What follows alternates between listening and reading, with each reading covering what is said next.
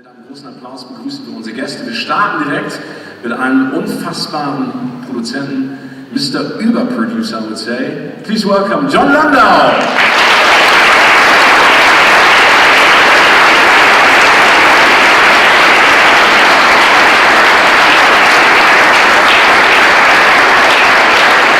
Next up, the wonderful and amazingly talented director of Alita Battle Angel. Please welcome Robert Rodriguez.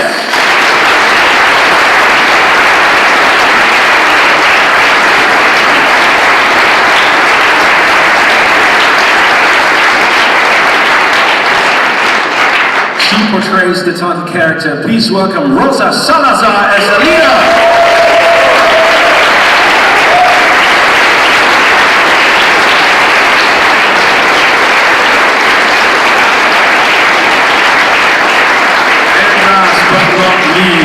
Please welcome two-time Academy Award winner, Dr. Dyson Ido, Christoph.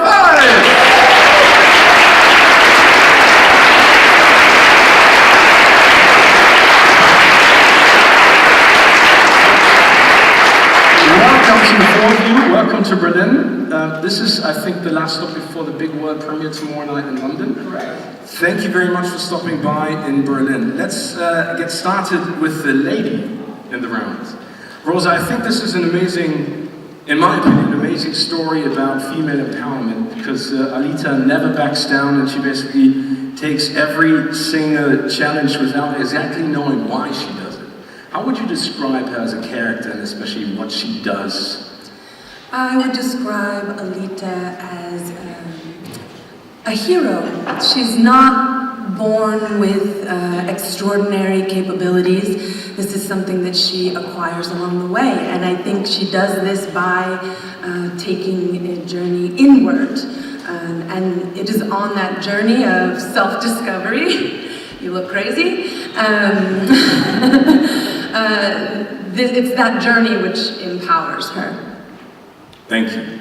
Robert, the story has it that Guillermo del Toro basically handed the story of Alita to James Cameron. How did you convince Jim that you would be the perfect choice in bringing that whole story to life and on the big screen? Well, you know, I've known Jim as long. In fact, I met Jim through Guillermo del Toro as well, back in 1994. So I've known Jim a long time, and he and I were friends, and we tried to actually make a couple of movies together before. But this one in particular, I just happened to ask as a fan what was going to happen to Battle Angel, because he was getting so busy with the Avatar movies. And he said, I'll never get a chance to direct it, probably. I have this other work to do, but do you want to see what I came up with? And so I was really excited, just as a fan, to look at the script and the artwork he did. I didn't realize he'd done that much work for it. I mean, the script was fantastic. He just never finished it, so it just needed some work. So to convince him, I went and, free of charge, said, let me go for the summer and try and get this down to take 60 pages out magically somehow and show that, you know, I can make a movie out of this without sacrificing the quality and the characters and the story. So I just kind of did that and sent it back to him, and he loved it, John loved it, and they said, it was so fast, he said, I love it, let's do it. So that's kind of what convinced him, was just the fact that I finished the script that he had never had a chance to crack himself.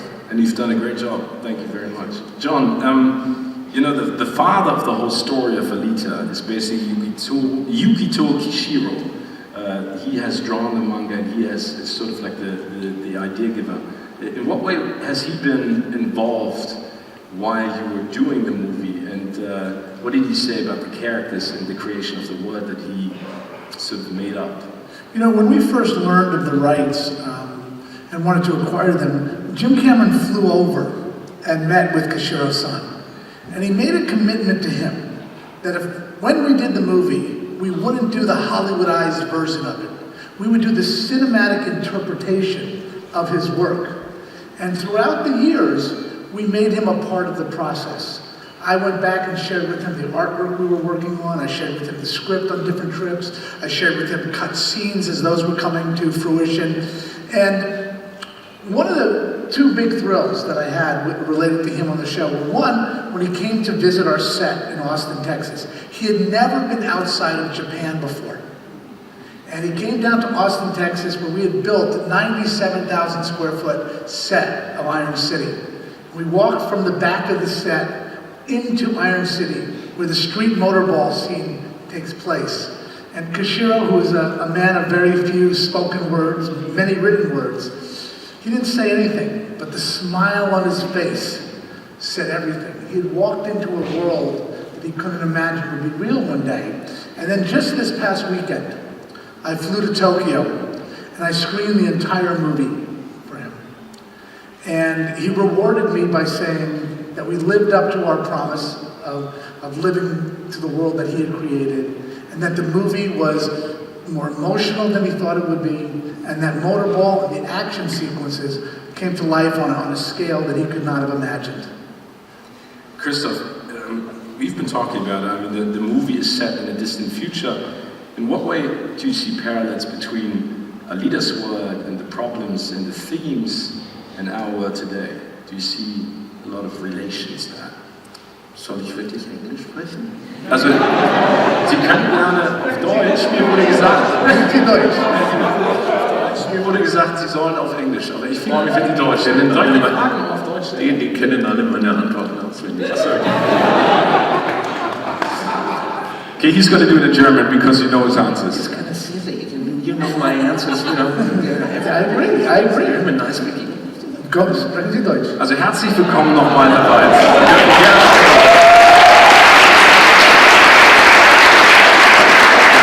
Das ist natürlich eine Geschichte über uns heute, über unsere Welt. Dafür eignet sich Science Fiction so gut.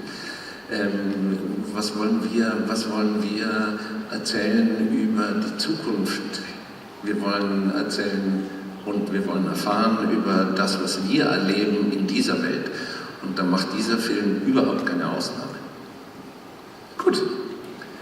Basically, his answer to a very intelligent question was a very intelligent answer. That's basically this. We expect nothing else from Christoph, okay? Thank you so much. Gut. Also, jetzt gibt es die Möglichkeit, auch an Herrn Waltz Fragen auf Deutsch zu stellen, wenn Sie möchten. Wir starten direkt hier vorne mit dem Gentleman in the first row. Mikrofon kommt da. Hello, my name is Marco Rapetian. I'm a founder and publisher of my own film magazine Spirit, A Smile in the Storm. Thank you for the wonderful movie, especially Rosa did a great job in it. Yes. A question to all. Alita Battle Angel was first published in 1991 and was a manga ahead of its time because instead of Arnold Schwarzenegger or Sly Stallone, he's counting on a little girl as an almost invincible cyborg fighter. And is your film also a feminist statement? Yeah, I think number one, a timeless story is what attracts Jim Cameron to all the films that he does. It doesn't matter when you tell the story. And Kishiro created a timeless story with universal themes that are relatable. You know, as Rosa said, that we don't view Alita as a hero, a superhero. We view her as a hero, which makes her accessible.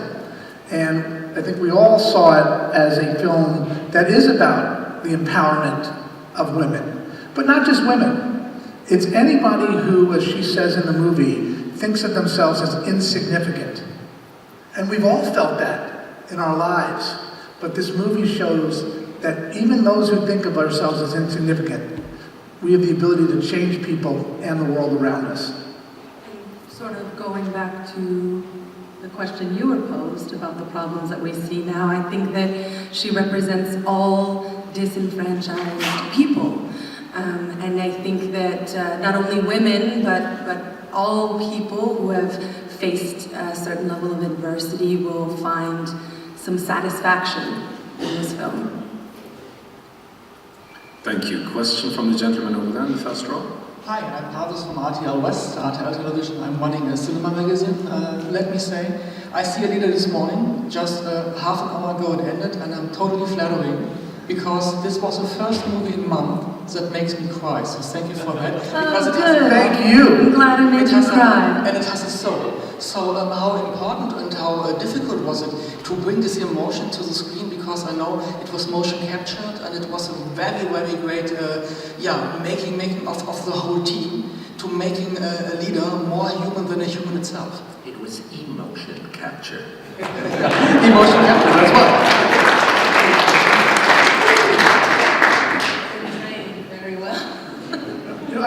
when we started the process of making this movie, we know that movies are about the close-up. They're about the performance. And we didn't focus on technology. We focused on casting. Who are we going to find to play this character? And when people say to me, John, you've been involved with this for 20 years. Are you glad you waited because of the technology? And I say, no. I'm glad we waited because we found Rosa Salazar. Because that's what separates out. And when she saw the movie, she turned to me and said, that's me up there on the screen. I so much so that I did what every actress does, and I critiqued my performance. I said, oh my God, on that kissing bridge scene, I'm doing that annoying thing with my mouth, and he looked at me and he said, that's great, because you're critiquing your performance through the CGI body you're driving, so we kept our promise to you. Also, because of the technology, you might think that it's very difficult to achieve the emotion because she's wearing the suit, she's wearing a microphone. But really, a lot of the work is the casting. When I cast Christoph and Rosa, I mean, they sat in my office, not even on a set, in my office on a little table, and they would rehearse, and you could feel the relationship. You could feel, they're such fine performers and actors that the emotion is there, even in not even on a set. So when she has the outfit on, there's no difference. They know how to connect. They have an instant connection, and we're able to capture that. And when we capture it, then the CG only enhances it, because now we can make her a character that an actress couldn't normally play without this technology. So the technology has gotten so good that it kind of gets out of the way. You forget that it's even there. And that's when technology is at its best. Otherwise, if it was constantly being interrupted, it would break the flow of a performance, just the same way if someone was doing a stage performance and people kept going up and adjusting their costume, and that would break the spell. The technology is at a point where it doesn't break the spell, and all of us can they can all get into the moment, and that's why you're able to see that performance finally on the screen. When it's all done, it's because it was actually there on the set, and technology didn't get in the way. And not green screen sets. Physical sets. When Robert did Sin City, it was green screens, and he did a phenomenal job with that. But this, we wanted to ground the performances in practical sets. So in Ito's lab, we built that. And when Alita goes and sits with him on the couch, Rosa and Christoph were playing that tender moment with each other in a physical set. And I think that makes a big difference as well. I like that you have a lot of these big action movies, and they blow up 6 square blocks of city, and it's all fine, a big popcorn movie, but it doesn't really matter unless you have the story intact, unless you have the relationships intact. So I like when people say, oh wow, it was so, the action was so crazy, but also I cried. That means that we did both of those jobs well. That struck me the most was the one of her looking at her doll body with the porcelain arms, and she had the large manga eyes. I thought, oh wow, so that's what he was going to do with this. He was going to make a photoreal manga character that we've never seen photoreal before. To stay true to the original manga, but also you could see that she was so much more emotive than if we had just cast a regular girl. Even in the art, you could tell that it was going to add something. And it's something I used to say about when I would tell people why I was shooting digital, because you could see so clearly into the eyes. I used to say that the eyes are the window to the soul, and that could capture it really well. Well, the eyes are the window to the soul, and her windows are that large. I thought, we're going to see so much more emotion in her. You'll see the humanity even more of her performance, even in a wider shot, even before you're in a close-up.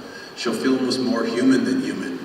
And if you feel that with a character that's CG, then that's terrific. And it also gives us a visual element that's different from other pictures. Jim's always done that, whether it's the water pod in the abyss, or the T-1000 liquid metal, or the sinking of the Titanic, or the Avatar world.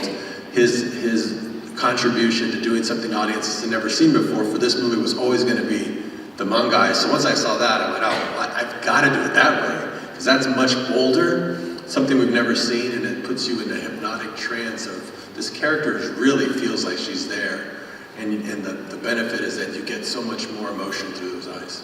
And you're in the visual effects world.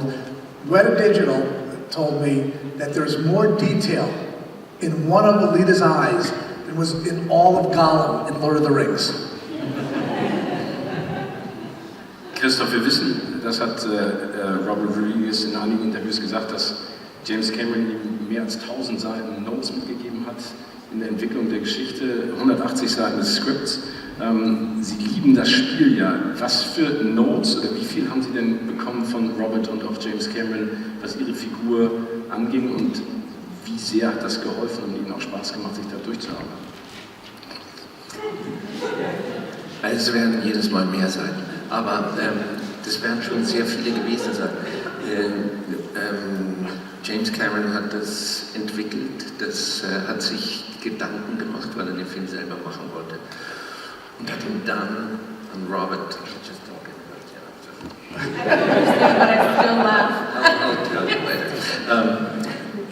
hat es dann wirklich an Robert übergeben. Und Robert hat seine Version draus gemacht. Ich habe natürlich mit James Cameron gesprochen, aber der hat sich nicht in den Film eingemischt. Also das war der Regisseur. Das ist mir schon klar. Das heißt, nach den Notes und nach den Informationen. Ja, das waren Notes an Robert, nicht an mich. Und ich arbeite sehr gerne, sehr direkt mit dem Regisseur, weil er den Film macht. Und was er dann aus dem Material macht, ist seine Sache, nicht meine. Und da hat es sich ehrlich gesagt so von klassischer Filmarbeit überhaupt nicht unterschieden. Wir haben sehr genau gearbeitet, wie man genau arbeitet, ob man jetzt im Theater einen Klassiker probiert oder einen schönen Film machen will. Man darf das Resultat nicht direkt auf die Arbeit übertragen. Das ist, also natürlich darf man das Resultat auf die Arbeit übertragen, aber ich meine, was uns als Schauspieler betrifft, wir haben gemacht, was wir immer machen. Motion Capture oder nicht, das ist ein Detail, das eigentlich überhaupt keine Rolle spielt für das, was Schauspieler untereinander wirklich machen, sich ehrlich zueinander zu verhalten. Das hat gut geklappt. Vielen Dank. Frage von der Dame hier in der dritten Reihe.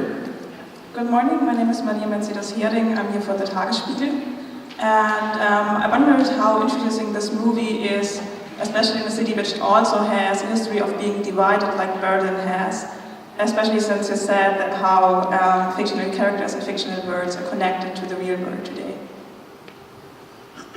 So I think that we have a responsibility as filmmakers to use science fiction in particular to be a metaphor for the world in which we live.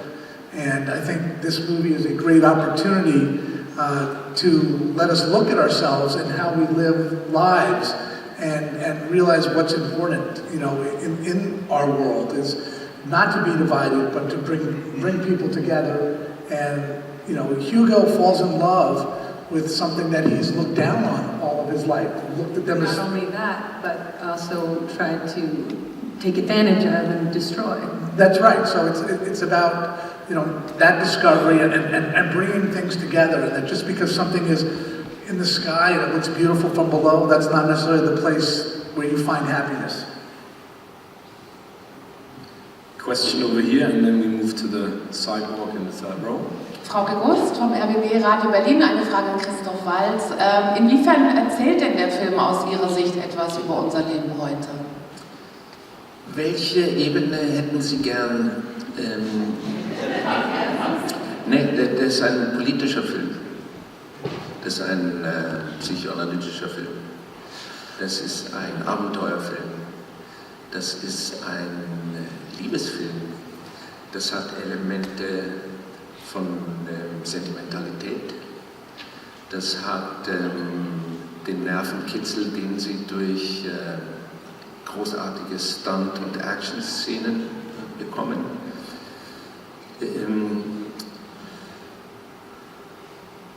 Welche sollen wir besprechen?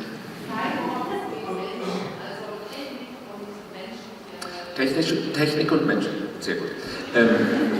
Nicht im Ernst, weil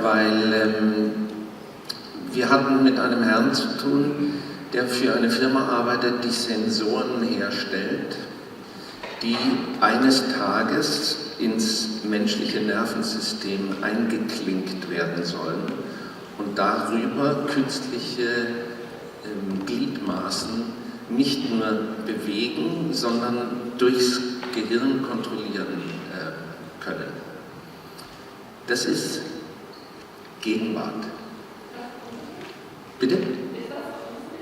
Na, es ist gruselig, da müssen Sie jemanden fragen, der nur einen Arm hat. Weil für uns ist es unheimlich, das heißt aber noch lange nicht, dass es gruselig ist. Für jemanden, der es wirklich brauchen kann, ist es eine technologische Entwicklung, die mehr als nur wertvoll ist.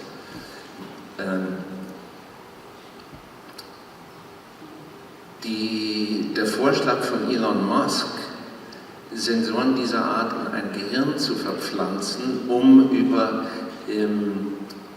artifizielle Intelligenz den Menschen zu perfektionieren, das halte ich für kindisch. Question from him. Come on up. Und dann einmal My name is Nils Schneider from ZDF German Television. I have got a question for Robert. I must admit I'm not familiar with the original manga, but I was wondering, why didn't you give Rosa's love story a happy end? It is a happy ending. She becomes, it helps. What was the question? Why did we or didn't we? Didn't we? Which love story? Because there are two. There's several love stories. I mean, what I loved about what Jim focused on in the manga, because the manga is many volumes, there's at least 9 or 10, and it's the first part of her story, and then there's another 20. And it's very true to the manga, this ending, but depends on where it ends. I mean, there's several books. Jim decided to focus on book 1 and book 2, and a little bit of motorball from 3 or 4, and I thought that was like the best Genesis story. So she kind of, you know, like I was saying before she was just a warrior. She was a bullet fired from a gun. She doesn't have a real a sense of humanity. She wasn't nurtured that way from a young child. She was trained to be a warrior. This is backstory. When we find her here, she doesn't remember any of that, but she starts getting glimpses of it. Well, getting this new life on Earth with Ito as the father, Hugo as the boy, seeing life with such innocence and such beauty, shows her a different path. And the fact that she gets to have love and even lose love, or, you know, find circumstances that really challenge her and give her a complete sense of humanity, changes who she is by the end. So going forward, she can never go back to being what she was in her previous life. She now knows what it means to have people that you love, and that's going to be just part of her, a chapter in her many, chapter story of her life. Last question from the gentleman all the way in the back. Yes, thank you for this fantastic movie. My name is Kirstin from the film school SIA in Berlin-Kreuzberg, and I have a question from how many time did you spend from the beginning of the idea until the finished to the film? This movie's 20 years in the making. So nearly 20, 19, right? They got the rights in 1999. Jim started working on it for about 5 years. He had a script that he was almost ready to make in 2005. And then it sat idle for some years until I picked it up. But the quest to make this movie was almost 20 years. And then when I got it, that was in 2015 that I started working on it. So it's been a journey, definitely. And that's why it comes down to the story. If you're going to spend that much time and resources on a story, you have to find the right story to do, and this was such a great, like John said, it feels very timely now, but it's because it's timeless. To pick a timeless story, you never go wrong if you find a really great timeless story that you know can capture people's hearts, and that's worth putting the time and work into. And the nice thing, since Robert came on and we've all been working on this together, I think we've formed not just work relationships, but true friendships, and I'm very grateful for that for everybody up here. Christoph Waltz is my friend. Fathers are not supposed to be friends. I thought you were going to say something in German, and I was like, no. Thank you so much, John, Robert, Rosa, and Alita